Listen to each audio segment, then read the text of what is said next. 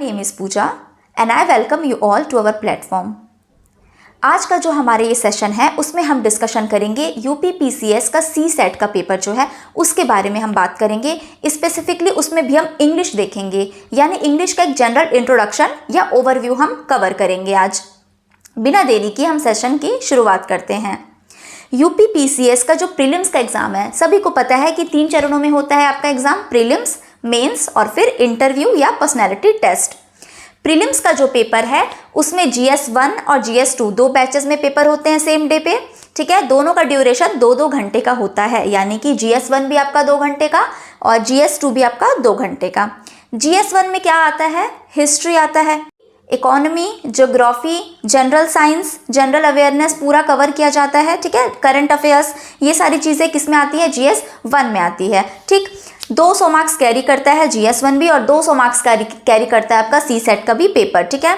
तो दोनों पेपर कितने मार्क्स के होते हैं? 200 के, ठीक है। जिसमें से हमारा जो GS1 का पेपर है उसमें 150 क्वेश्चंस होते हैं और GS2 का जो हमारा पेपर है उसमें कि 100 क्वेश्चंस होते हैं, ठीक। चलिए, तो आज हम डिस्कशन करेंगे GS2 यानी कि सी सेट के बारे में।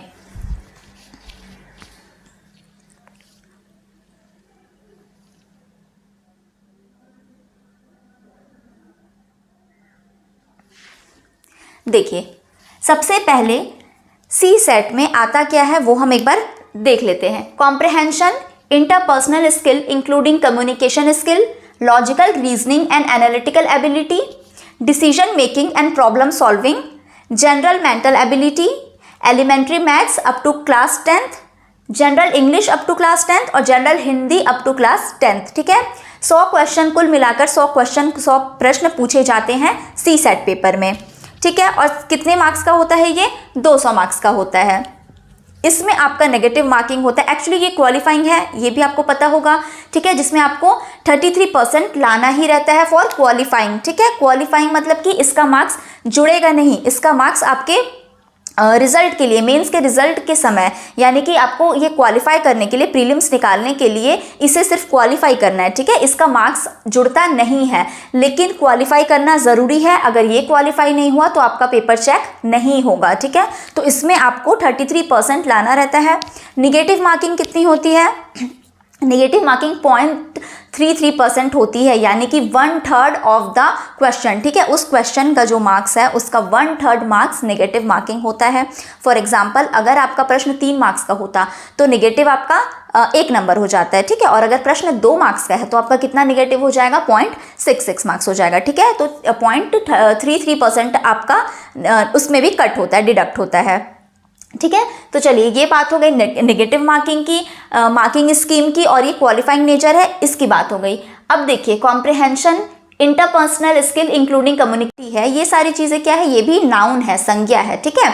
तो केवल नाम मतलब कि राहुल हो गए, कोई भी नाम, राम है, श्याम है, सिर्फ ये नहीं होते, या किसी जगह का नाम हो गया, मुंबई है, दिल्ली है, ठीक है। कोई भी जगह का नाम, सारी चीज़ें, उसके अलावा जो आपकी फीलिंग है, स्टेट है, वो सारा चीज़ क्या होता है? नाउन होता है, संज्ञा होती है, ठीक है। प्रोनाउन क्या होता है?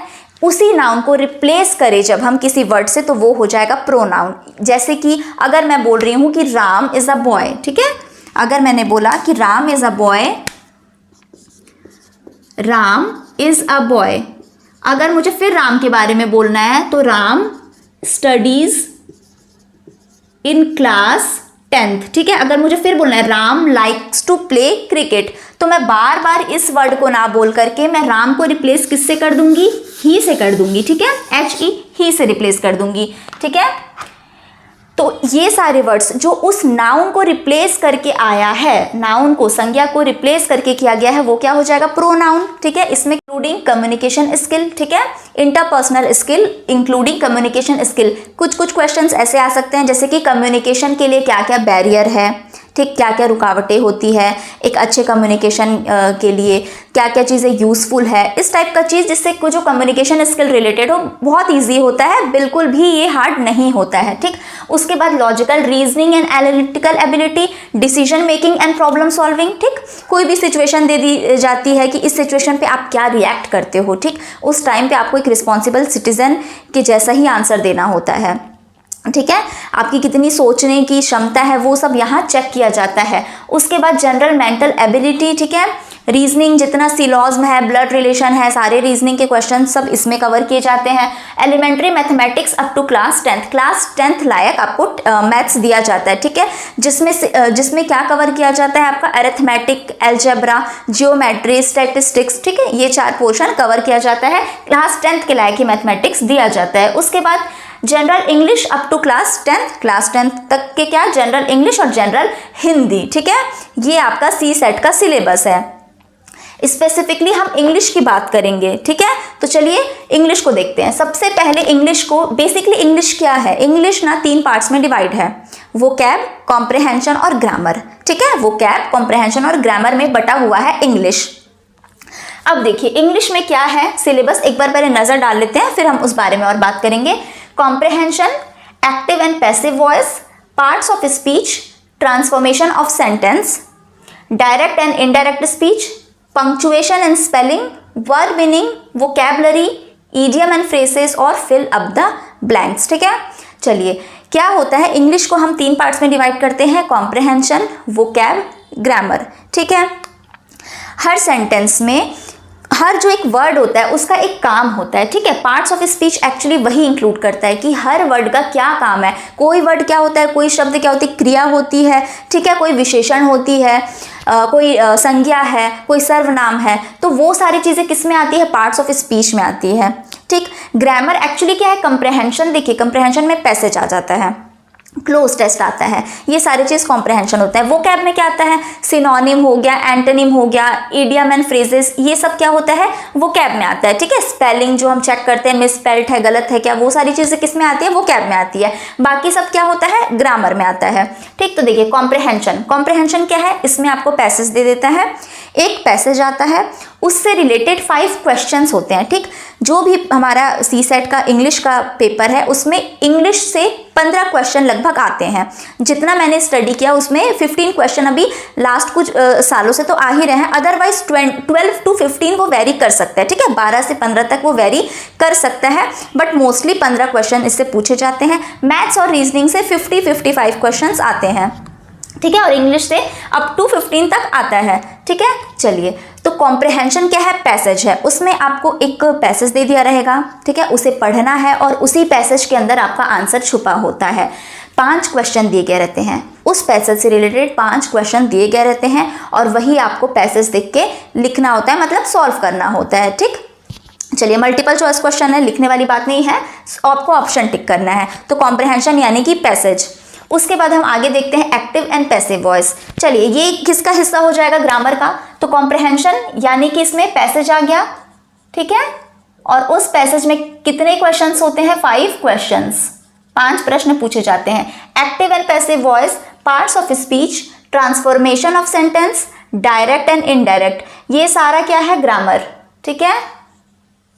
ये क्या है आपका ग्रामर, जो मैंने बताया कि इंग्लिश के कितने पार्ट्स होते हैं, किसने में हम डिवाइड कर सकते हैं, तो कॉम्प्रिहेंशन, ग्रामर और वोकैब में। अब punctuation and spelling, word meaning, ये सारा कुछ वोकैब में आता है, ठीक है। भले यहाँ पे लिखा हुआ है वोकैब, बट जो बेसिकली इंग्लिश है ना, स्ट्रक्चर वो यही होता है, ठीक है।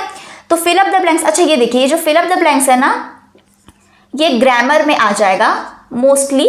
क्यों, क्योंकि जो फिलअप इसमें पूछा होता है वो एक्चुअली या तो प्रीपोजिशन दे दिया रहता है, मतलब आपको कुछ एक प्रीपोजिशन इसमें फिल करना रहता है, ठीक, या तो पार्ट्स ऑफ स्पीच से रिलेटेड कुछ ना कुछ देगा, तो ये बेसिकली ग्रामर से रिलेटेड आता है, ठीक है।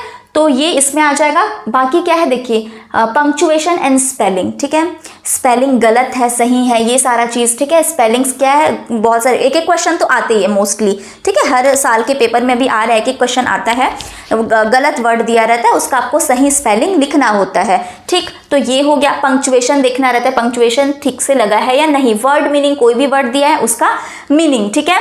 सिनोनिम, एंटोनिम, ये सब पूछ सकता है, ठीक है, सेम वर्ड्स होते हैं, ये सारा कुछ वो कैब में आता है, ठीक है, कि सेम सिमिलर मीनिंग इसका और क्या होगा। ईडियम एंड फ्रेजेस क्या होता है, मुहावरे, ठीक है, मुहावरा दे दिया रहेगा और आपको पूछा रहेगा इसमें इसका कौन सा सही मीनिंग है इस मुहावरे का, ठीक। तो ये हो गया। उसके बाद फिलअप जो आता है वो आपका, जैसा कि मैंने बताया, ग्रामर रिलेटेड ही आता है, ठीक। तो ये अब देखिए, अब हम बढ़ते हैं ग्रामर की ऊपर। पैसेज हमने देख लिया कि 5 क्वेश्चन आते ही हैं। वो कैब हो गया, ग्रामर हो गया। पार्ट्स ऑफ स्पीच टोटल 8 तरह के होते हैं, 8 प्रकार के पार्ट्स ऑफ स्पीच होते हैं। कौन कौन से? Noun, pronoun, verb, adverb, adjective, preposition, conjunction और इंटरजेक्शन। ठीक है, नाउन प्रोनाउन क्या होता है? ये नाउन क्या होता है? संज्ञा होती है। ठीक है, नाउन यानी कि संज्ञा। किसी भी व्यक्ति, हमने पढ़ा है, स्कूल में पढ़ाई होगा, ठीक है, the name of a place, person, कोई भी जगह के बारे में, कोई भी वस्तु, किसी का भी जो नेमिंग वर्ड है वो, या तो फिर स्टेट यानी कि अवस्था, ठीक है, सोचना, जो हम सोचते हैं, फील करते हैं, ठीक है, वो सारा कुछ क्या है? नेमिंग वर्ड ही है, नाम है। ठीक, जैसे कि करप्शन हो गया, ठीक है, भ्रष्टाचार, ये हमें दिखता नहीं है।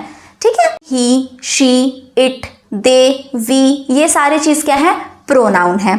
ठीक, अब हम देखते हैं एडजेक्टिव। एडजेक्टिव क्या होता है? यानी कि विशेषण, जो भी नाउन या प्रोनाउन को डिस्क्राइब करे, उनकी क्वालिटी बताए। ठीक है, संज्ञा या सर्वनाम की क्वालिटी बताए, उन्हें डिस्क्राइब करे, वो क्या हो जाते हैं? विशेषण। जैसे कि कोई भी कलर हो गया, black, white, tall, short, beautiful, ये सारी चीजें क्या है? एडजेक्टिव है। ठीक है, जो किसी भी नाउन या प्रोनाउन की विशेषता बताते हैं। उसके बाद क्या है? वर्ब। वर्ब यानी कि क्रिया। ठीक है, कोई भी एक्शन वर्ड्स, कोई भी एक्शन वाले वर्ड्स जिसमें कुछ एक्शन होने का पता चलता है वो, उसके अलावा स्टेट ऑफ बीइंग इन यानी कि होने की स्थिति को। ठीक है, जैसे कि इज, एम, आर, ये सब भी क्या है? वर्ब है, ये सब हेल्पिंग वर्ब है, ऑक्सिलरी वर्ब है। ठीक है, तो वर्ब का ही प्रकार है। तो कोई भी एक्शन वर्ड या स्टेट ऑफ बीइंग, ये सब क्या है? वर्ब है। अब आता है एडवर्ब। एडवर्ब क्या हो जाएगा? जिस प्रकार से एडजेक्टिव ने नाउन और प्रोनाउन के बारे में बताया, उसे डिस्क्राइब किया, उसी तरह वर्ब को डिस्क्राइब करने वाले वर्ड्स क्या हो जाएंगे? एडवर्ब। ठीक है, जो वर्ब को और हाईलाइट करे, वर्ब को ही डिफाइन करे। ठीक है, उसके बाद आता है आपका प्रीपोजिशन। प्रीपोजिशन यानी कि नाउन या प्रोनाउन की पोजीशन को बताना हो जाएगा आपका प्रीपोजिशन। ठीक है, प्रीपोजिशन क्या, उससे प्रीपोजिशन से रिलेटेड एक ना एक क्वेश्चन तो आते ही हैं एग्जाम में। ठीक है, जैसे कि ऑन, इन, अबव, बिलो, ये सारा चीज क्या है? प्रीपोजिशन, जो कि पोजीशन बताए नाउन या प्रोनाउन की। फिर है आपका कंजंक्शन। ठीक है, कंजंक्शन क्या होता है? कोई भी वर्ड्स को आपस में जोड़ना, कोई भी वर्ड्स को, सेंटेंस को आपस में जोड़ने, अगर हमें जोड़ना है तो उसके लिए जो वर्ड यूज होता है वो है कंजंक्शन। जैसे कि एंड, और, बट। ठीक, ये क्या है? ये है कंजंक्शन। ठीक है, एक क्वेश्चन आया है एग्जाम में, देखते हैं।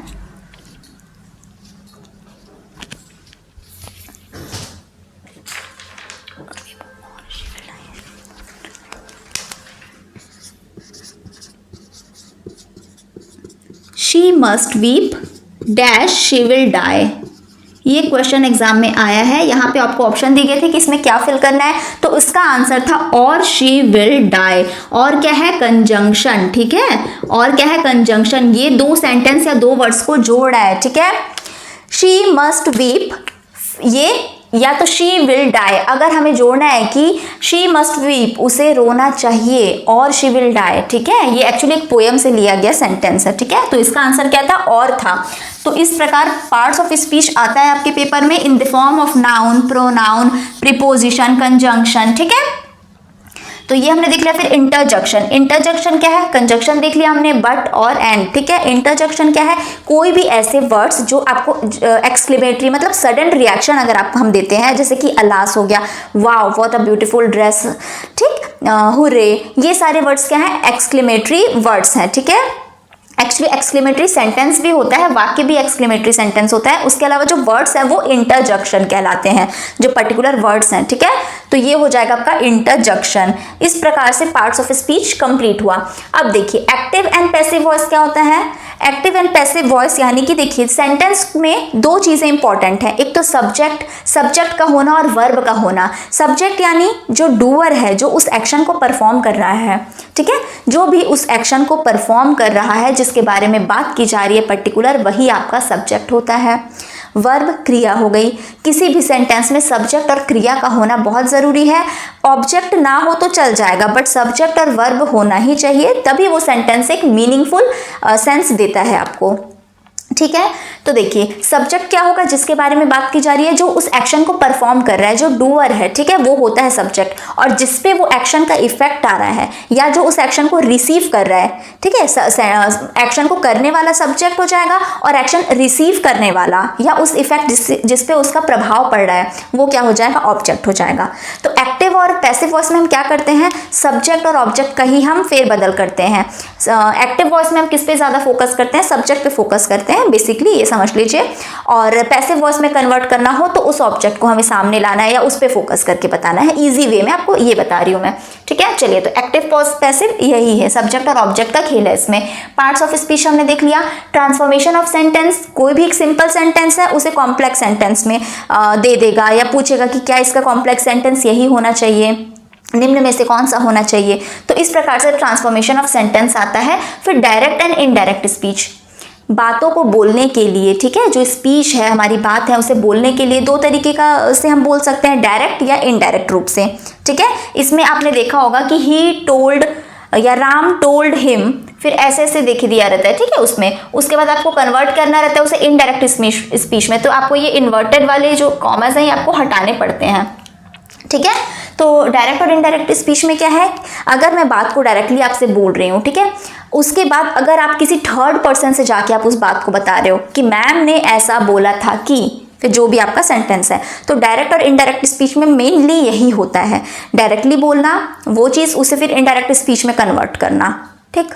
चलिए, पंक्चुएशन एंड स्पेलिंग, पंक्चुएशंस देखना, स्पेलिंग देखना, स्पेलिंग सही है कि नहीं, ठीक है। स्पेलिंग से रिलेटेड भी एक क्वेश्चन पूछता है, गलत स्पेलिंग दिया होता है उसका आपको सही लिखना होता है, या तो फिर इन चारों में से कौन सा गलत स्पेलिंग है, गलत स्पेलिंग लिखा हुआ है, ठीक है, वो आपको बताना रहता है। वर्ड मीनिंग आ गया, ठीक है, वो कैब आ गया, वो कैब में आपका क्या आ जाएगा, सिनोनिम, एंटोनिम आ जाएगा, या वन वर्ड सब्स्टिट्यूशन ये आ जाता है वो कैब में।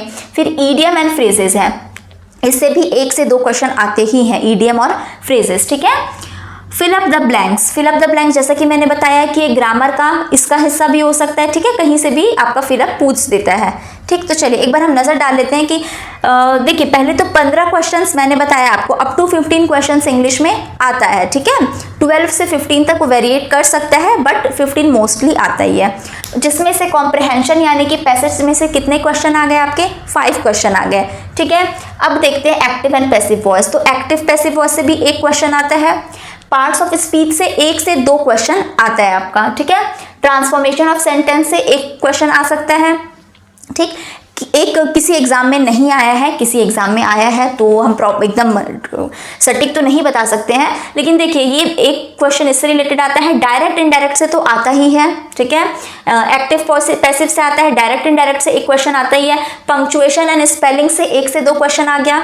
वर्ड मीनिंग आता ही है, वो कैब आपका आता है, वन वर्ड सब्स्टिट्यूशन के फॉर्म में हो, चाहे सिनोनिम पूछा हो, एंटोनिम पूछा हो, ये भी आता है।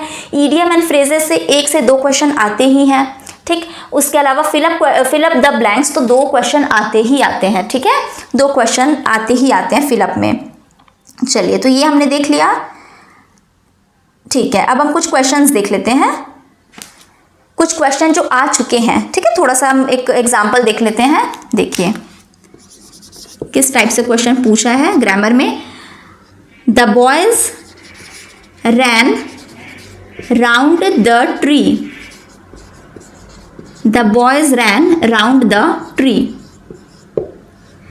इसमें देखिए पूछा है कि राउंड किस प्रकार का वर्ड है, यानी कि ये पार्ट्स ऑफ स्पीच हो गया, ठीक है। और ऑप्शन में आपको क्या लिखा हुआ है, नाउन, वर्ब, प्रीपोजिशन या एडवर्ब। अच्छा, एडवर्ब क्या बताता है, वर्ब की ही विशेषता, हाउ, व्हेन, व्हाई, ये सारा चीज उस वर्ब के बारे में कि वो कब, कैसे, क्यों हुआ, ये सारा चीज बताता है, ठीक है, एडवर्ब। तो हम क्या बात कर रहे हैं कि राउंड इनमें से कौन सा वर्ड है। तो देखिए क्या ये नाउन है, क्या यह संज्ञा है, नहीं, संज्ञा क्या है इसमें, द बॉयज, जो हम बॉयज है ना वो संज्ञा हो गई, ट्री है वो संज्ञा है, ये सब नेमिंग वर्ड्स है, ठीक है, राउंड नाउन नहीं है।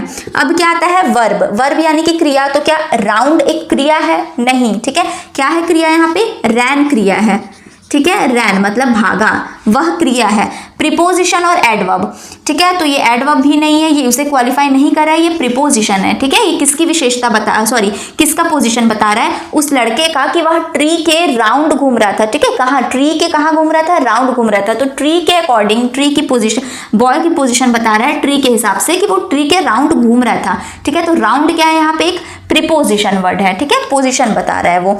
दूसरा क्वेश्चन है दिस बुक इज इंटरेस्टिंग। ठीक है, दिस बुक इज इंटरेस्टिंग, और इसमें आपको इंटरेस्टिंग क्या है यह बताना है। ठीक है, this book is interesting, interesting क्या है आपको वह बताना है। ऑप्शन में दिया हुआ है नाउन, एडवर्ब, एडजेक्टिव,